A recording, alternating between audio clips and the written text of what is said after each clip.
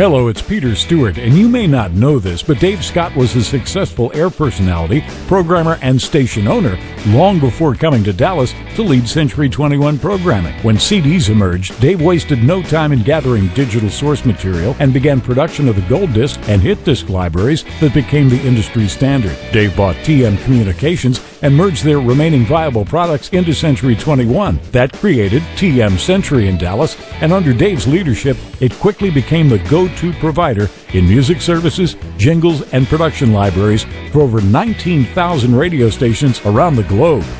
After leaving TM, Dave formed Scott Studios, developing the first digital audio system for music on hard drive. Scott Studio systems were installed at over 4,500 radio stations large and small, and many are still on the air today. Eventually, Dave would sell Scott Studios to Google, but Dave's SS32 concepts continue to live on in one of the most widely used digital audio systems in the world. After selling Scott Studios, Dave and his team built Radio Traffic from the ground up. It was the first and one of the most popular cloud-based traffic and billing systems. Marketron saw the value in it too, and again, one of Dave's innovations became someone else's acquisition. Dave's digital knowledge has turned his latest company, uncompressedmusic.com, into the place for programmers, consultants, and station owners to get quality turnkey music libraries ready for seamless import into their specific brand of automation and music scheduling software, or to just cherry-pick those hard-to-find classics that are crystal clear and available for air in mere minutes. So if you've ever loaded programming from a 10-inch reel on a Scully or Revox, slid a gold disc into a CD player, produced a spot, punched a hotkey to fire a jingle or your favorite drop, sold airtime, uploaded the traffic log into your automation, or revamped or flipped a music format, Dave Scott probably had a hand in it, whether you knew it or not. It is my pleasure to introduce my friend and a 2018 inductee to the Texas Radio Hall of Fame. Ladies and gentlemen, Dave Scott.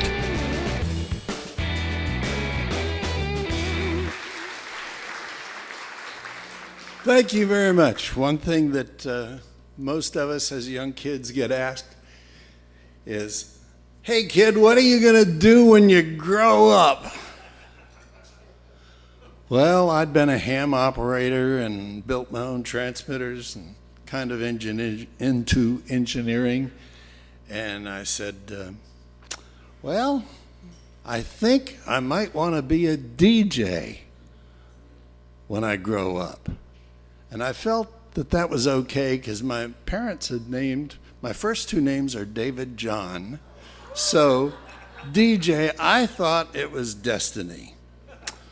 Well, after 3 years and 3 summers in college and I dropped out, my mom said, you know, you could be a DJ or you could grow up.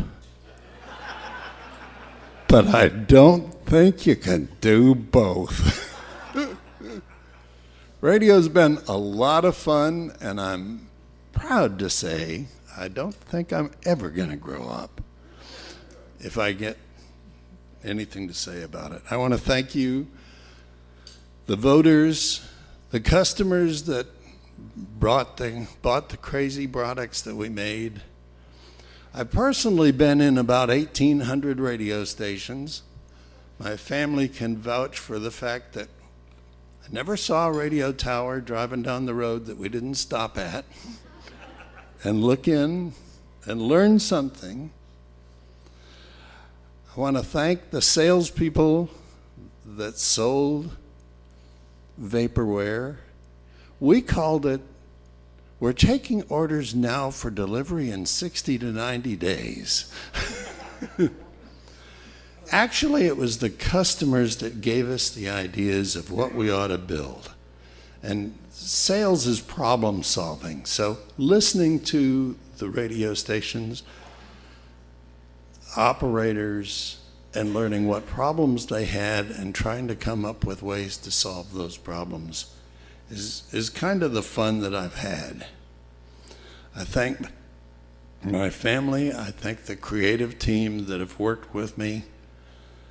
I thank DMARC, Google, Wide Orbit, and Marketron that bought the crap that I sold to them.